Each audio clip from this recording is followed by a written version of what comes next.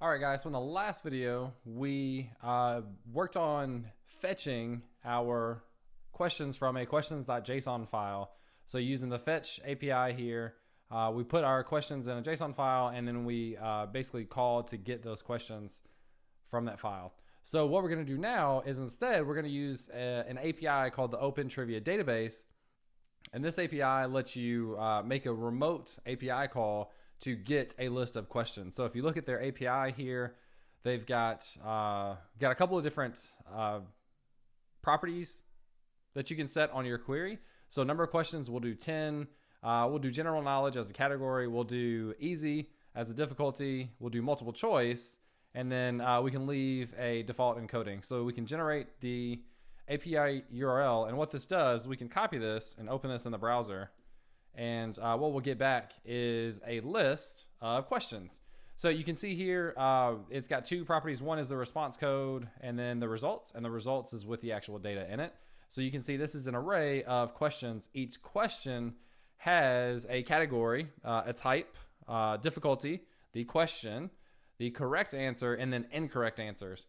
So you'll notice that this, the format of how they store these questions are a little bit different than what we've been doing so far. So what we're going to do is we're going to query these questions or fetch these questions using the fetch API. So we're going to paste in this URL here. So we're going to paste it right into there. And let's get rid of the file explorer.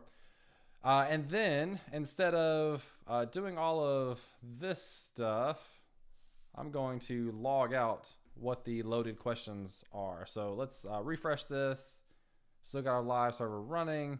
And I think that's right. So there's our data that we get back from this API. Obviously, this is super easy. This is the benefit of things like public APIs. If I wanted to log out just the results, results. So do that, then I should see that array of questions right there. So what we need to do is transform each of these questions into the format basically that we work with in our app. So the way we're going to do this is, if you think about what we just said, we want to convert the questions that we get into a new form. So we can use a map. So this is iterating through an array and then transforming each item in that array into something else. So we're going to do our loaded questions.results.map. And inside of here, we'll get each individual loaded question. And then we need to figure out how to transform it. So what I want to start with is I'm going to create a formatted question, and it's going to be an object with a question property, and it's coming from the loaded question, and this should actually be singular up here. So loaded question dot question. So the formatted question, this thing right here, that's what we're going to return out of this map. So every time we map through, we're going to get the original question. We're going to format that question into the format that we need and return that. And then we'll have the array of questions in the right format that we need. So we need to start building this up. So what I want to do is I want to get the answer choices, and I want to use the spread operator from loaded question.incorrect answers. All right, so this is going to give us basically an array. We're going to copy that array of what the three answer choices are. These are the incorrect ones. And what I eventually need is 4 answer choices and then the answer for the correct answer in a random position, either A, B, C, or D, or 1, 2, 3, and 4. So what I'm going to do is I'm going to set the formatted question.answer. I'm going to get a random number between 0 and 3. So I'm going to do a math.floor, math random times 3, and I need to add 1 on the end of this. So this is going to give me a random index. Did I get all that right? Math.random times 3. Yeah. Random index between 0 and 3. So I'm basically going to go ahead and decide which choice is my answer. And then I'm just going to put that answer into my answer choices array in the right spot. So this is going to be answer choices.splice. And then we're going to say formatted question.answer -1, because our answer choices are not 0-based indexes. We need 0-based index. Then we're not going to remove any elements. And then we're going to put in loaded question dot correct answer.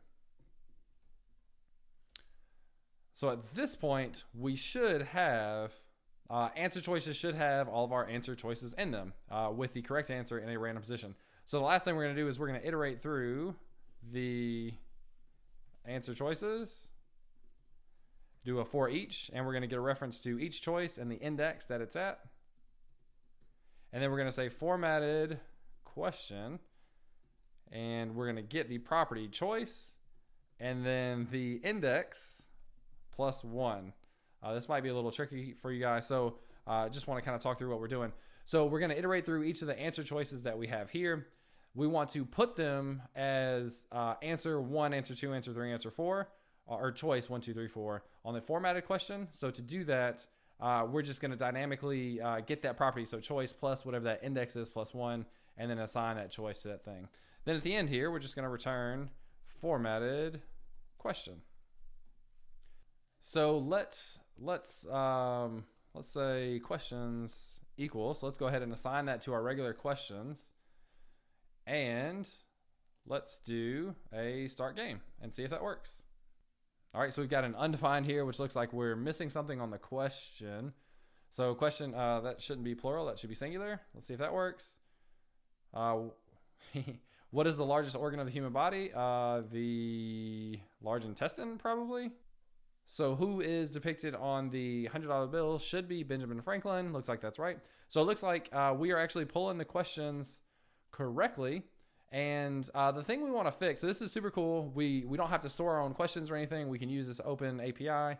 The one thing I want to add here is when we refresh this page, you'll see that we see that dummy data first before we actually pull a question. So what we're going to do in the last video is add a loader. So we're not going to display any of this information until we're actually finished loading the questions, and then we'll display the questions. So that's going to do it for this video, and I'll see you in the next one.